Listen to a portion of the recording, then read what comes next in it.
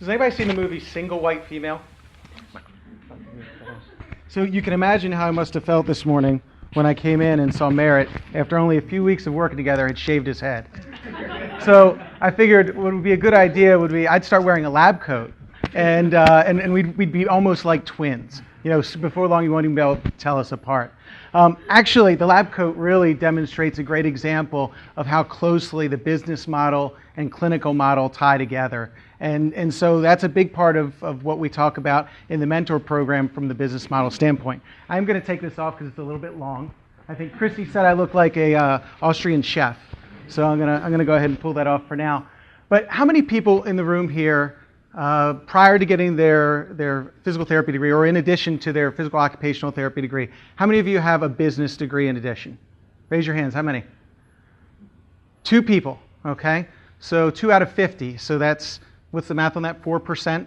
So now, but maybe there's a different story behind it. How many of you wanted to go to business school but couldn't get in, so you settled and went and got a clinical degree? No one, because it's pretty easy into business school, pretty hard to get into what we do. So I think it's safe to say from that is that we're pretty passionate about clinical care, and maybe business is somewhere 1, 2, 5, or 10 steps down the line. What we try and do with the clinical model in talking with the new graduates and the newer therapists coming out is to start to demystify what we do and help them understand that there is a really good close tie between what we do from a clinical standpoint, but what we also do from a business standpoint, and they actually really drive each other.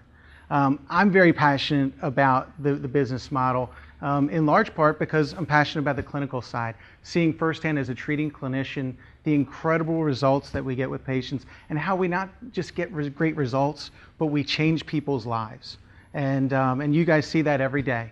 And so I also know that the therapists who get the best results are also the ones who have the most training, have the most tools in their tool belt, and are incredibly passionate about what they do.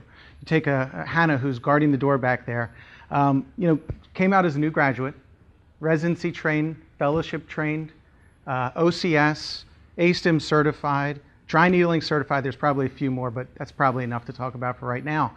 What she's done is transformed herself from a new graduate to a clinical expert who's looked at by other clinicians as an expert and is looked regionally as one of the go-to therapists in the area. That's someone who's passionate about care. But to do all that training, does it cost money? You better believe it. And so you've got to be able to operate a great business to be able to invest in the future of clinical care.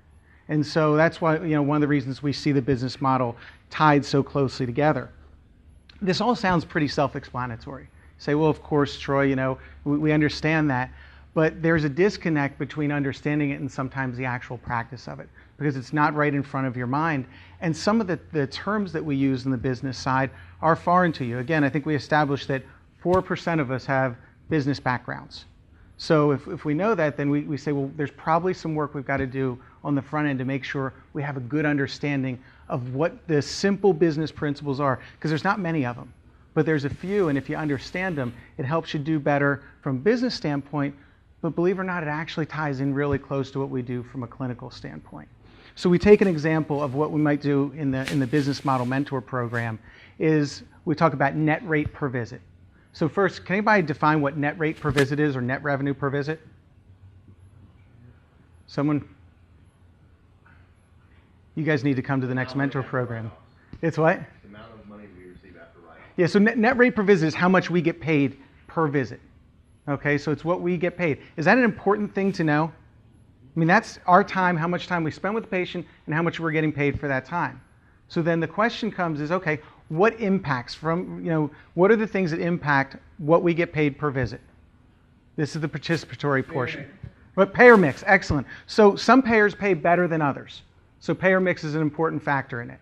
Excellent. What else? Treatment provided. Treatment provided, more specifically. Coding. So 2 pieces on the coding. One, the number of units that are provided. So now we talk about a metric now has a metric that leads to it, right? So we talk about the units. Well, what do units tell us? What do the units tell us about our care? How long you spent with them and how many procedures you provided and what you did.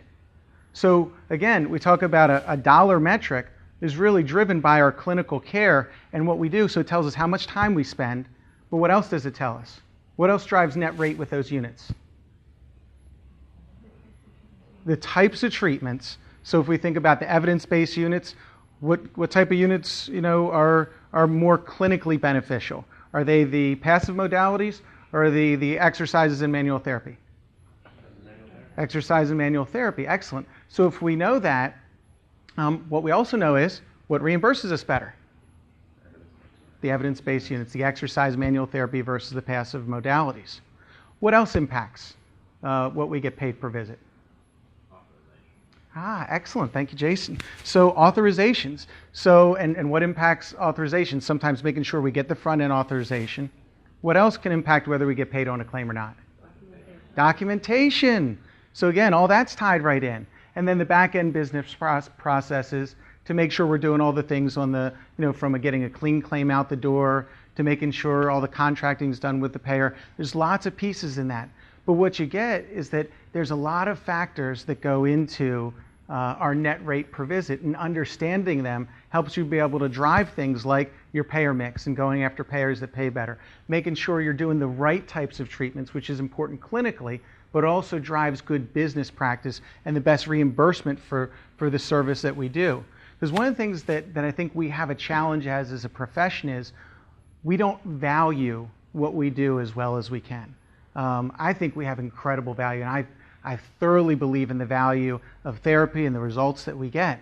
And internally, we have to value that ourselves. And by doing that, it makes us feel a little less guilty. I think Megan said it pretty well. We feel guilty about that $50 copay. But when we know that what we're going to do for them and the results that we're going to get with them is worth far more than that copay and what they're paying for.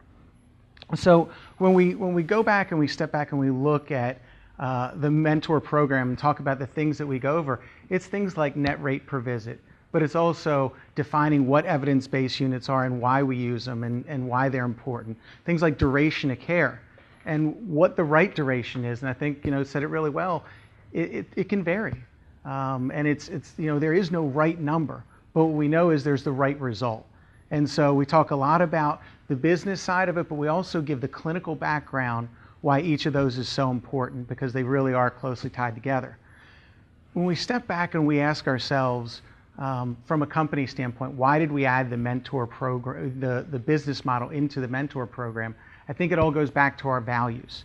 And so I guess I'd ask you, what are some of our values that tie closely to the mentor program, and that's inclusion or to the business model and its inclusion in the mentor program? Balance, excellent. And balance is defined as we strive to operate an amazing clinical company while using sound fiscal responsibility to invest in our future. And so balance is incredibly important, and that balance that we have in how we operate our business and how we treat our patients is vitally important. Any others that you see out there that really fit? Accountability, you better believe it. And making sure we're doing what we say we do and we're executing on a regular basis. Good, what else? How about adaptability?